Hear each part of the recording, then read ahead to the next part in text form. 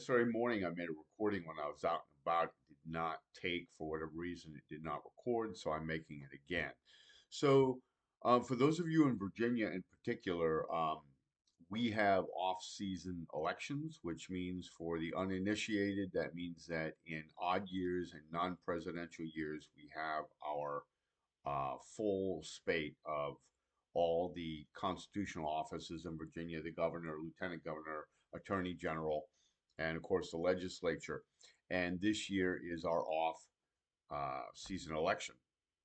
And it's also every other year we have a short session.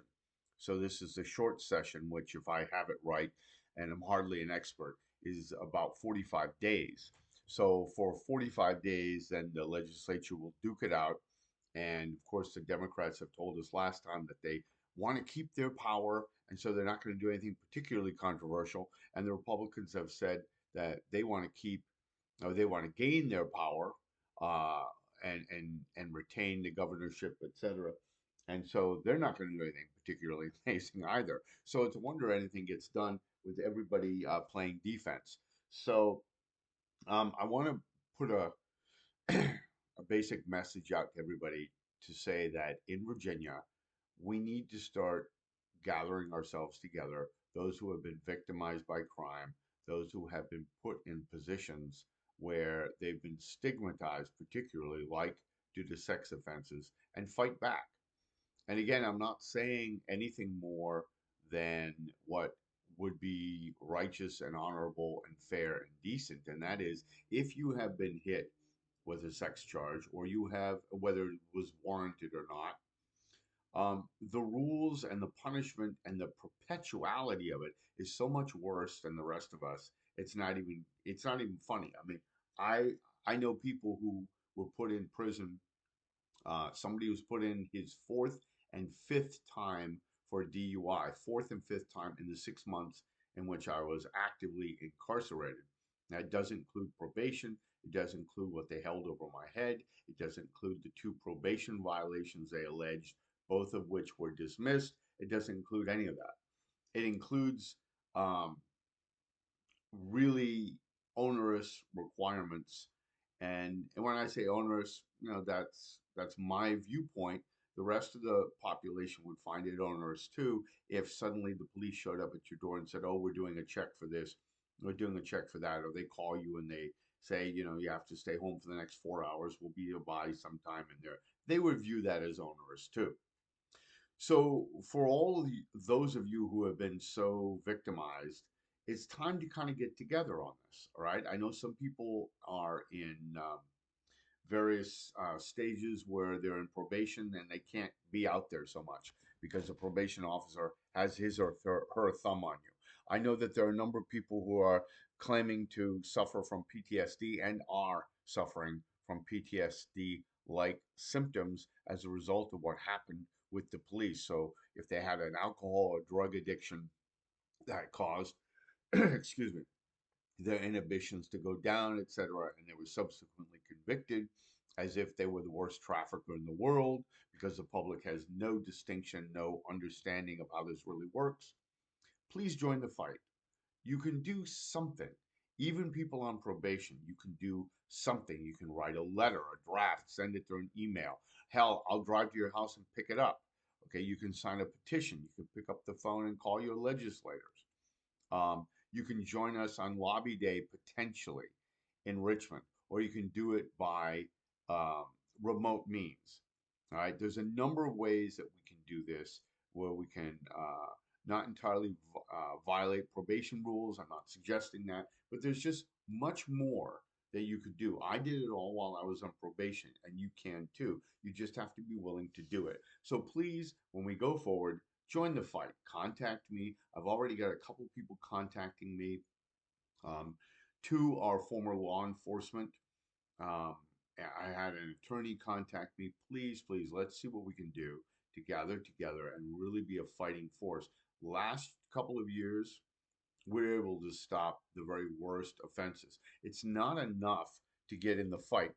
Yeah, you have to understand that they're coming after you anyway. So we've been able to stop expansions of the sex offender registry. What does that mean? Well, as bad as it is now, they want to make it worse, some of them. Some particular legislators want to make it worse. Okay. There was a delegate, now a senator in Smithfield area, who wanted to take the registry from 1993 and expand it backwards to the dawn of time, because when there was no registry, people committed sex offenses, they did their time, and that's it. Well, we got to put them on a list. Even though there's substantial evidence, I know people argue with me about this, but there's substantive evidence that the list really doesn't work. And that it costs, remember, it costs millions and millions and millions of dollars to implement these lists, and even more to maintain these lists. They don't do anything. Join the fight. Help us say, for example, that no contact offenses shouldn't be on this list. Okay, that's something. It's something. It erodes it.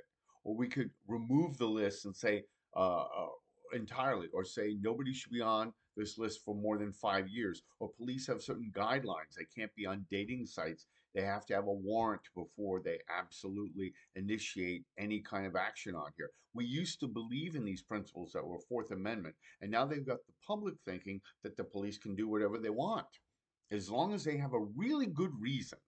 Okay. And this has led to Breonna Taylor's death in Kentucky, where a police officer shot into a home repeatedly and killed this woman.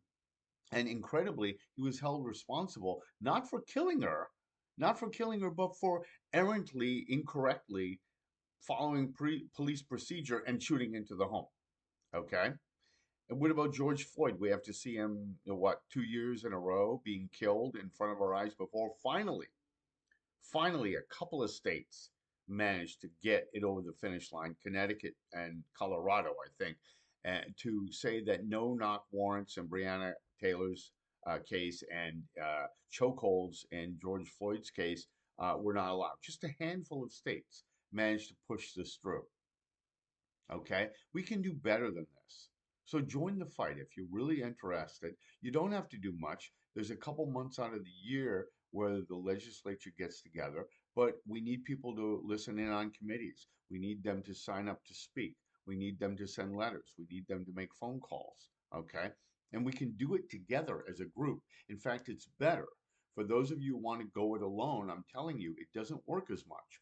The legislators will listen to you, but they often will make a calculus. How is this going to help me, the legislator? Is it going to make me look bad?